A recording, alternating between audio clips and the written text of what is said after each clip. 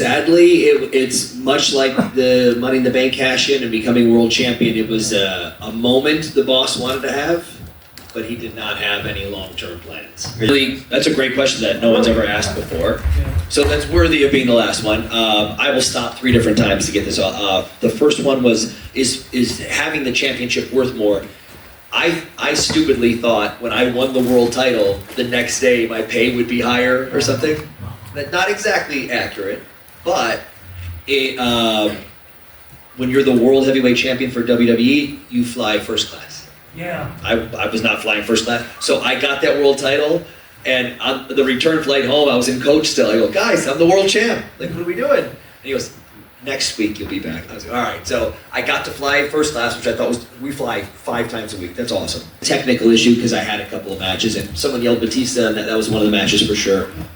But I was sent overseas without Chavo Guerrero, who I was managing. And I was about 6 months into training to be a wrestler, so I did not know how to be a wrestler. I was a manager who had had a little bit of training. And they brought me over on an overseas tour without Chavo for 2 weeks, 2 straight weeks of matches.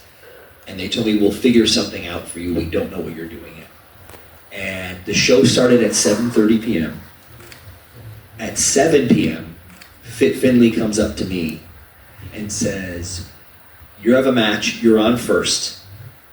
It's you versus Tajiri. Oh. And he walks away. And I go, what? I don't know how to wrestle, what? And he comes back with a smirk on his face. I'm like, oh, he's joking. And he goes, he also doesn't speak English. 12 minutes, good luck. And he walks away. And first of all, Tajiri was fantastic. He wrestled the equivalent of a human broom. I don't know how to wrestle.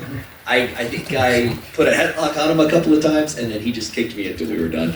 And he was so great that some people didn't even know how bad I was. Payday? just 월급 받을 때가 가장 최고예요.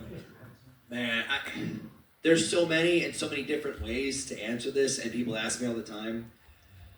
The one that popped in my head first this time is my retirement match against The Miz in 2016, and I genuinely went to work that day not knowing if it was my last day in WWE, and we pulled out all the stops, and they let us have the most fun and go all out, and it's one of my absolute favorite matches. I'm going to take that interpretation of overselling as in someone who's going out of their way to sell well and big. I'll take it that way.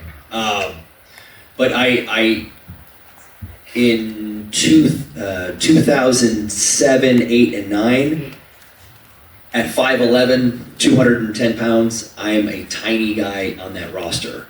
And I knew that I could always find a way to have sympathy for me, because I'm either smaller or when I got hit in the face, it looked like I got knocked out. And that would get people behind me or booing me if it's a different situation. So it really, I focused on standing out that way and making a connection with the people.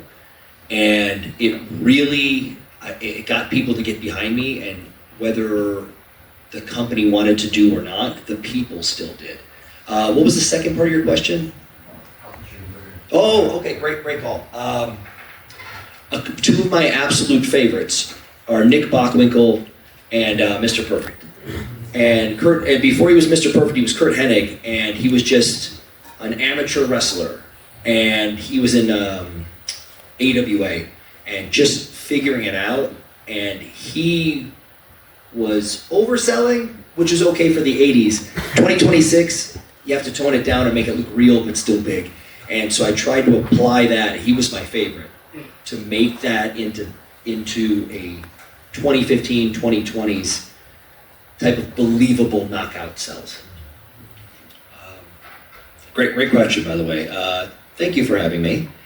Man, it's when it's televised, TV wrestling, especially WWE, it's show business, and this is something this is how I answer it all the time. It's even if you're successful, 8 out of 10 times you're going to be told no, or not doing what you want, or doing some character you don't like.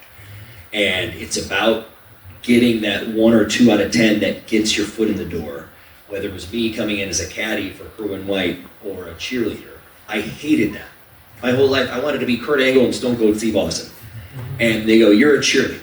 And I go, okay, I got my foot in the door, I got a chance. Let me give everything I got to know that maybe, down the line, maybe I could be a version of me. And that's the hope that you keep the whole way through. Do you have anyone in mind? Up and comer? Possibly Korean? 아니면 생각하시는 드림 매치 상대가 있나요? 한국 선수라던가? 한국 선수는 요새는 안 하는데 진짜 선수 해외에 나는 예를 들어서 케니 오메가라든가 이런 거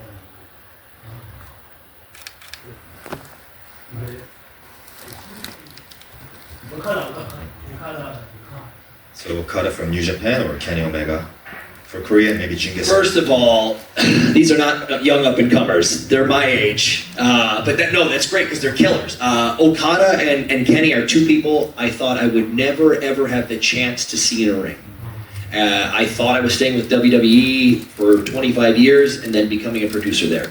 Now that I have a chance to bounce around, I've been very fortunate to get in the ring with Tanahashi. I never thought that would happen. That was cool. The two of them, I've been thinking about Kenny for 15 years, and I don't know how I can make this happen at some point, but we can't be 60 years old. We can be 50 and we'll tear it up, but that is one of the last remaining things. You brought up Okada because I watch AEW Dynamite to talk about on radio, and Okada's usually, he's on Collision or he's kind of hanging around or calling somebody a bitch or something, sorry. But all of a sudden, he wrestled this week and goes, he's coming for the championship. And I go, oh right, Okada's one of the greatest wrestlers in the world. You just forget that he's there. I would love to get a chance at either one of them, but I want Kenny. 측면에서 비즈니스적인 부분에서도. 근데 이제 천천히 그러니까 레슬레이션도 원래는 작년에 3,000명을 채웠기 때문에 이번 레슬레이션 2는 사실 6,000명을 하고 싶었어요. 6,000명을 하고 싶지만 한번 나중에 인턴 지원을 해보십시오.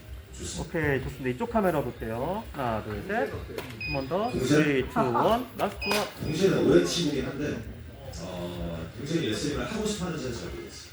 오케이, 3, 2. sorry. 3, 안 돼. 3, 2. Thank you. Before I get you out of here, first of all, thank you guys all for coming out. This is awesome. I don't know how Shio feels, but I'm trying to get absolutely sold out tomorrow. 3,000 people being turned away at the door. Hopefully we make it happen. I'll do everything I can. The two of us are going to steal the show tomorrow, but that entire show is going to be awesome start to finish. There's a lot of young talent who are up-and-comers who are trying to make Korea the place to be. And at the moment, not just Shio, but PWS, my final judgment will be tomorrow. But everything I've seen so far, building up this base from scratch and clawing and scratching and getting every step of the way to have PWS being talked about and have thousands of people at these shows, you people are the reason these shows keep selling out and the reason Korea could become an absolute hotbed. At some point, it's going to take a little time, but this could be the place, another amazing country for people to come from all over overseas or be homegrown here and become Korean superstars. PWS is doing a fantastic job, especially with young talent, kids. I was this afternoon. There's kids wrestling a tag match, and I watched it. I was like, they're good. It's crazy. So start young. This is the place to be. I'm so happy to be here. It's my first time, and I've been to China. I've been to Japan. I've been all over the world. I'm very excited to see what the fans have to say tomorrow, and I think the wrestling scene in Korea is in fantastic hands, no matter how much I hate this guy next to me. But I really feel like he has been drilling these ideas into the students' heads about just being responsible, being smart, being good, going above and beyond to be better and make yourself better. And that's the baby steps that it takes for a groundswell to become a huge hotbed of professional wrestling here. So keep supporting PWS. Shiho's doing everything he can. You guys do your part. As long as we back it up tomorrow night, we're gonna steal the show. If you like that show, tell everybody about it and get everybody out there. And if I somehow win that championship, I'm going all over the world and holding up high, saying, PWS, I'm the champ, but that's the place to be.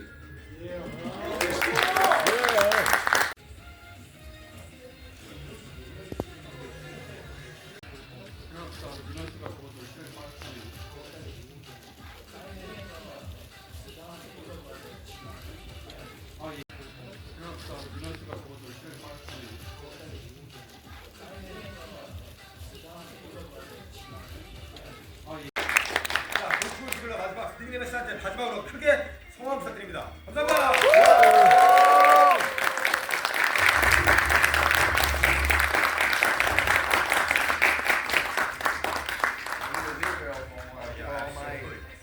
너무나 선물을 많이 주셔서 어디서 옮겨야 될지 모르겠다고. So many presents. Thank you all so much.